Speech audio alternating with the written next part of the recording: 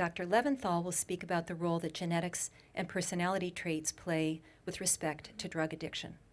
So we very much look forward to hearing from both of you, and please join me in giving them a warm welcome. And now Tom McClellan will start us off. So thank you very much, Sandra. And I thought what I would do is just tell you a little bit about the strategy we're applying. We're using your money, so you'll be interested to know as taxpayers what we have in mind. So, and that is the theme. We're trying to, like you, we're trying to translate the science into something that's relevant, meaningful, useful to people. So let's just give you a quick glimpse of what our strategy is.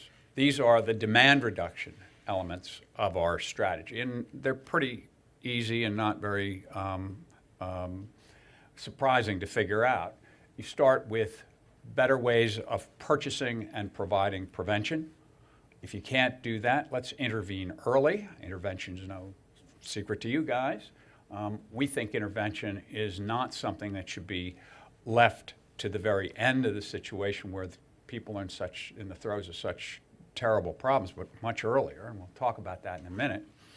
If that doesn't work, let's get real treatment, for God's sake. Let's have the kind of treatment that could really lead to something useful, because we can. There are scientific studies. We have plenty of evidence-based treatments available. We have a particular emphasis on drug-related offenders in the community because there are so many of them, and because they are so expensive and dangerous in society. And the least sexy, but in many ways the most important, is try to build a better management information system. Okay, well, imagine a pyramid. And that pyramid is a very old portrayal of substance use in America. And the reason I'm giving it to you, so you see where you fit and work that you do fits. What it shows is that the great majority of the pyramid, the bottom part there, represents the majority of America. Most Americans don't use at all or use in very small amounts. This country has more teetotalers than any other country. And most people don't know that. That wavy line there with the dots in it, that we're not quite sure where that line belongs, and it's wavy and it's got holes in it because people come back and forth between that. It's when the frequency, the duration, the intensity of your alcohol, opiate, cocaine, methamphetamine use reaches that point, you've begun to use in a harmful manner. And there is a ton of these people. This is called harmful use. It's not a diagnosis. It's not the people you have on your show. These are the guys that always dated your sister, okay? These are your brother-in-law. These are the guys that are driving in front of you on the Hollywood freeway. These are guys that don't think of themselves as substance users at all. They think of themselves as football fans. They drink a six-pack of beer and then get behind the wheel. That is potentially harmful. They smoke marijuana and then don't take their asthma medication, and their asthma gets exacerbated. They don't think of themselves as having a substance use disorder. We're going to talk about why that is. All right. That solid line there, that's where the frequency, duration, intensity of use has reached the point that you get a diagnosis, that you are eligible for treatment, and that is the most serious of the substance use disorders, addiction, okay? Abuse and dependence. And there are round numbers, 23 to 25 million people who meet diagnostic criteria for addiction. We are no longer the most addicted country. You know what the most addicted country is? What do you think? Russia. Russia. Average life expectancy of males in Russia is 55 years of age because of alcohol and opiates and now cocaine. At the very top, and in contrast, in comparison, we all know there's an epidemic in this country of diabetes. There is an epidemic. Well, there's about 24 million people who meet diagnostic criteria for diabetes. So just give you some perspective. You probably didn't even notice it if you're in the back of the room, but that little orange pinnacle there, that represents the number of people who get any kind of treatment at all, anything. About 2.3 to 2.5 million people. So that's really interesting, Tom, but so what? Here's what so what. You are representing a tiny fraction of the people who are in this area. But nobody is doing anything about people in this area. And look at the numbers. The numbers are alarming. And wouldn't it be nice if there were interventions down here where people actually begin the course of their substance use, when that use becomes harmful, and the harmful becomes abuse, and the abuse becomes, before it becomes addiction. There's another point. I am, you heard Sandra say so, I am an expert in addiction. I have seen all kinds of addicted people. And that's because I have done a lot of work with people in that top of that pyramid. But you know what? I don't know much about substance use disorders, because the people in that pyramid are in no way representative of the people down there. And if this country is going to do something about the substance use disorders, note use of wording here, instead of just focusing on addiction, we're going to need policies that will get us in there. Now, many of you, I guess, have traced the people that you've intervened on to where they go for treatment. So let's talk about that.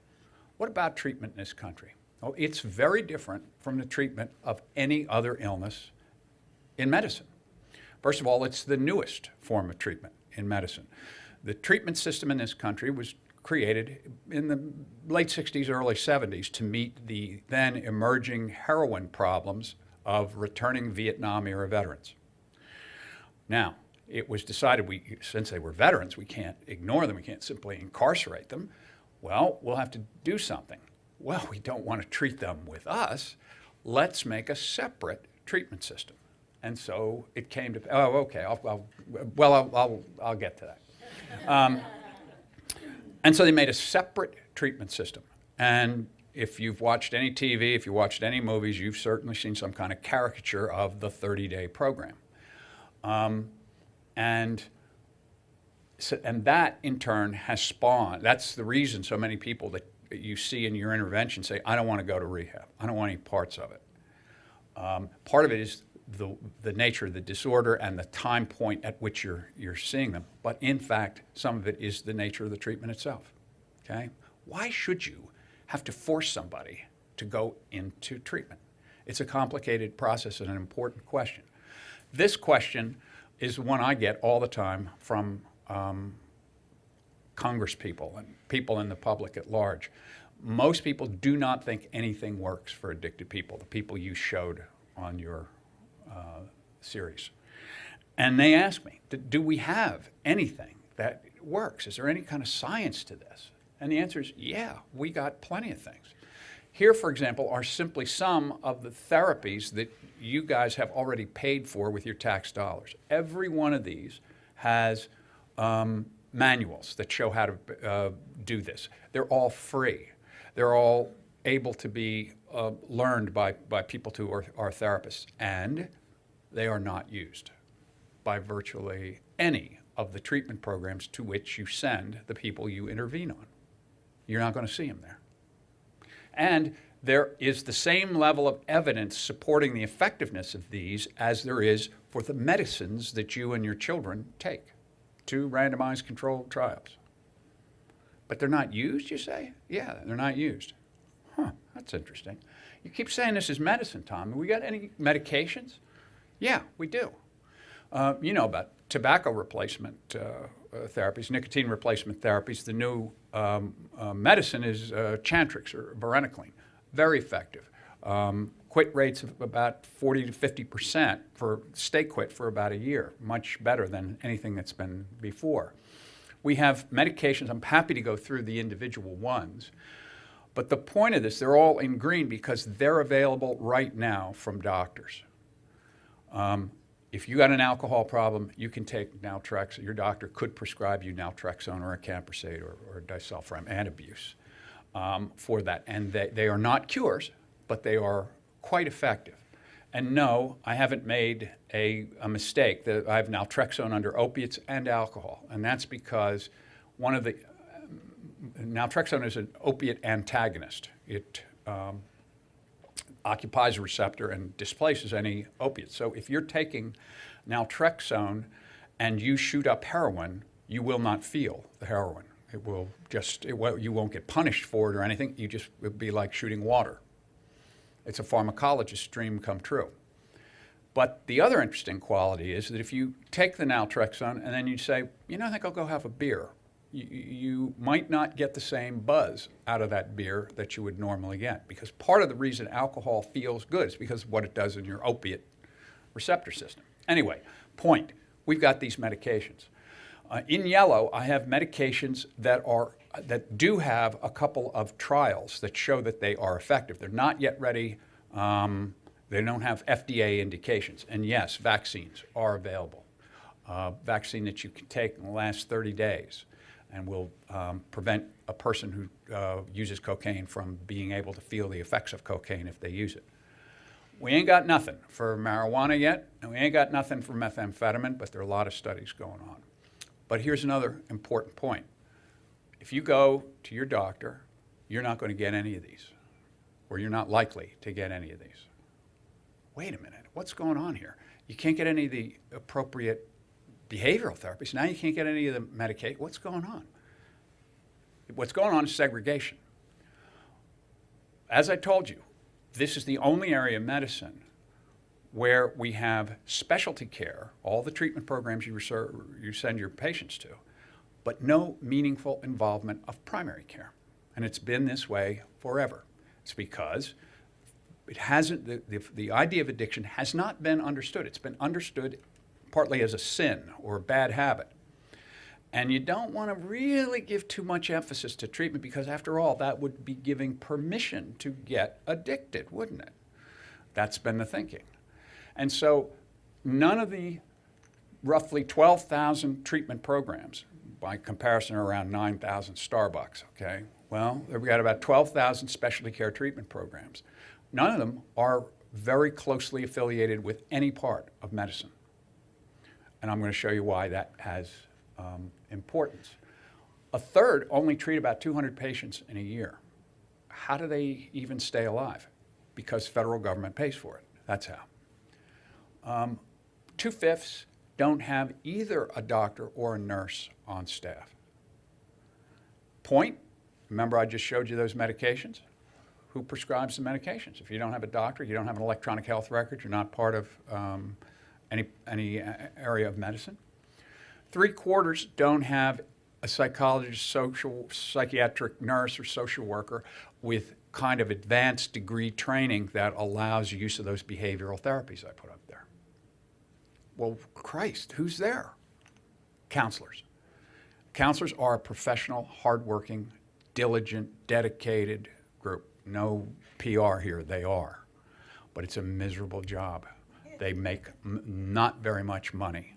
They don't get much respect, and consequently, the turnover rates are about 50% a year. I usually give these kind of talks at a hotel. That's about the same turnover rate as the people who make the beds in a hotel. But the point is, we aren't giving treatments that could work. It's not that no treatments work. I don't want you to go leaving with that idea, because you see it every day with your shows. But there's so much more we could be doing. How's the rest of medicine work? Well, if you have high blood pressure, you don't find that out once you're in cardiac arrest or hypertensive crisis. You find it out because your primary care doctor has been trained to do something very simple, like wrap your arm with a blood cuff, find out whether your blood pressure is elevated, and then they've learned stuff in school. Reduce cholesterol, increase activity, reduce salt. They know what to do. Often that doesn't work. And if it doesn't work, then they send you to specialty care. where they don't have a cure.